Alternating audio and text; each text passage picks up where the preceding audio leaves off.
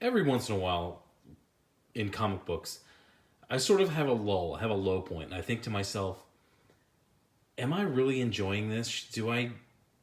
Are these comic books worth buying new comic books that come out? Should I just walk away from this hobby until it rights itself? But then every once in a while, I come across a book like this, Black Cat #1, right there. Take a bow.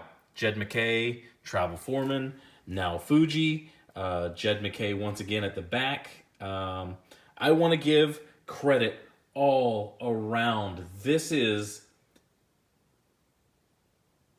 about as close to perfect a #1 issue, about as close to perfect an issue, a story that I have seen in comic books in a very, very, very long time. We'll start with the front, the cover, J. Scott Campbell cover. It is absolutely beautiful. His women are gorgeous. They're curvy. They're very feminine. Just the lighting in it, the way it catches the eye. When this sits on a shelf, this says, hey, look at this. Buy this. It starts from page 1, the cover. I consider page 1. This is the beginning of it. Nothing overcomplicated. It just says, pick this up off the shelf and buy this. So that's step 1. Step 2, you don't. There's things in this book you don't see any of the Wheaton-esque dialogue, the silly Billy talk, the over just the blah blah blah blah blah blah blah blah blah that you see in so many of Marvel Comics' regular writers. This is very to the point. You see her thoughts. You see the thoughts of people around her. You see a little bit of foreshadowing in this. Do you think this is a random encounter?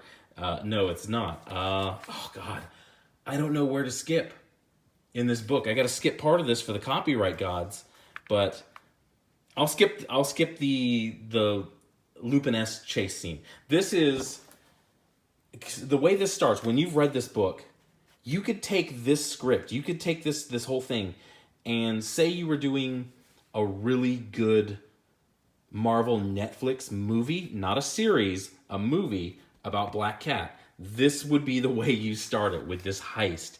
So you actually get a lot of this. This guy's going to be, if you know Lupin the Third, she's going to be Lupin. This is Zenigata.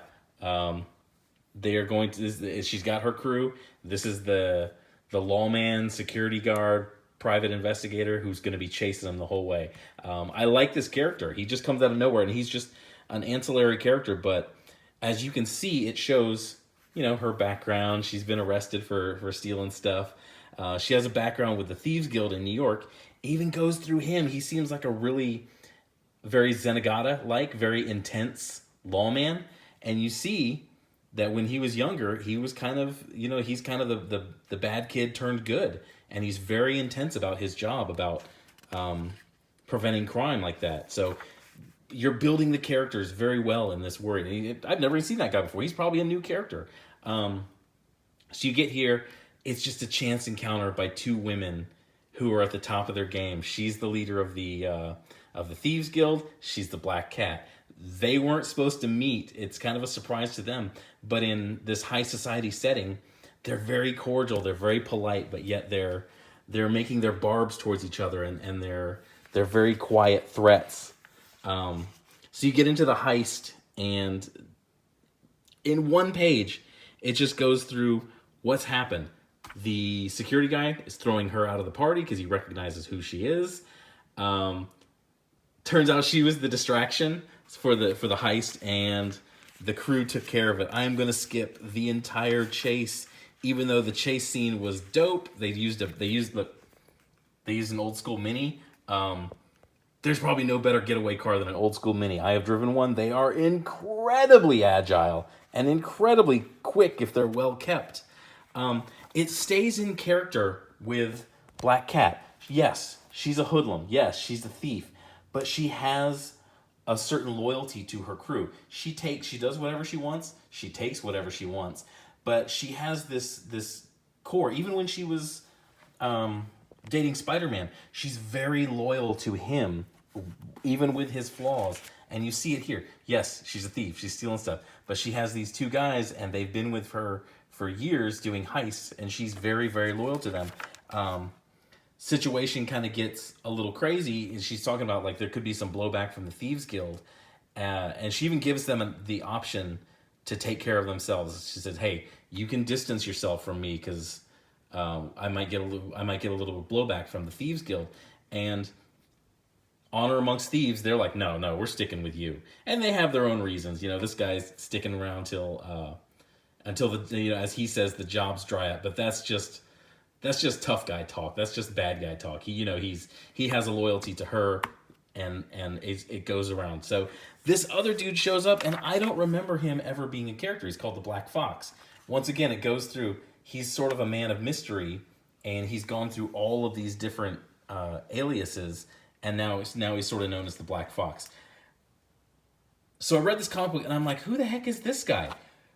The comic book takes care of it. The writer takes care of it. I don't know if this guy's a new character or what, but in the back of the story, and this is so dope, you get another, it's sort of a flashback heist story featuring the Black Fox when he was younger. He is playing Baccarat with Dracula, of all things. And you'd think if anybody else did this, they would do some stupid, silly Billy stuff, but he respects the character of whoever the Black Fox is. He respects the character in the Marvel Universe of Dracula. None of them are done as a gag. None of them are done as a goof. And so the heist is pretty cool how they set the heist up. This dude, he's an ancient, and they even say it, he's an ancient monster. He's an ancient monster hunter. So he sort of, the Black Fox sort of tipped him off as to where Dracula was going to be, and that's the diversion that he needed to rob Dracula. And once again, you see that there is a loyalty, because he has a crew. The Black Fox has a crew. This takes place years ago. The Black Fox has a crew, and he has a loyalty to those guys, and those guys have a loyalty to them. And even this part of the story, because one of the guys says that he's going to go back to New York to his family. He has something to do with the Thieves Guild, so that may play a role in the story in the front, which is very, very cool. And I want to go to this story in the middle. I don't want to, I really don't. And look at this. Just like a good heist movie, you have your heist, and then boom, credits roll. Your opening credits roll. That's, oh man, the table slap warning. That is good writing. That is good structure of a story. It's just like a movie. Like I said, you could take this, you could pull this right out, and you could make a movie out of this script. The next one, this is a Now Fuji, and I don't know who this person is. I can't find a picture of Now Fuji, but Now Fuji, you may remember from that series of just cringy Marvel cat covers, which was appealing to the phantom audience that Marvel thinks is going to buy comic books, but they're not really. This person basically just did a 2-page story, and it's so adorable and it's so compelling. Yes, I'm giving away the whole thing, but it's so cute and it's so well done in character. She has her little, she's breaking into a jewelry. It's just a basic jewelry heist, and she has her cats, and her cats are, they're kind of goofy, and one of them brings a mouse instead of things. Where is it? Lupin. That's a reference to Lupin the Third. It was, if you don't know Lupin the Third, you need to go back and you need to find those episodes, because that was a great series. If you want to Castle of Cagliostro and just the Lupin series, go back and watch that. They were outstanding. Early days of anime. And rest in peace, Monkey Punch. He recently passed away. He was an animator on Lupin. The art is beautiful. The models are beautiful. The women look feminine. And that's who Black Cat is. This is on model. She's voluptuous. She's a bombshell. And she just happens to be a thief. But I'm going to wrap this one up. Thank you for watching. Go buy this. Put this on your pull list. I'm going to go out on a limb. I've only read one issue, but man, that was a great start. I'm going to put this on my pull list. We are getting into July. The next issue comes out July 2nd, the first week of July. So go put orders in for it. I'm going to call my comic shop now, and I'm going to put an advanced reservation so I can just follow this storyline.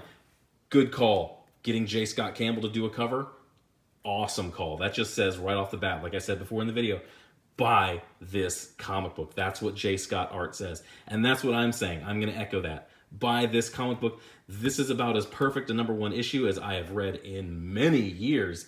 You could hand this to any normie and they would read this and they would be entertained by it, especially by that cute story in the middle. Thank you for doing that. That was a great idea too. But thanks for watching. Hit a like, hit a subscribe, go find something you love. I found something I love and I'm going to go buy it. Good choices, CB Cebulski. Also, you know what? You know what you don't see on this? You know, if I gotta give a little salt in here too. Oh shoot, I don't want to. Sorry, I don't want to get the copyright gods on me. Editorial staff. You don't see any of the pretenders on the editorial staff. I definitely don't see Jordan White because that guy, I don't know what he's doing working at Marvel. But thanks. Go have a good day. Bye.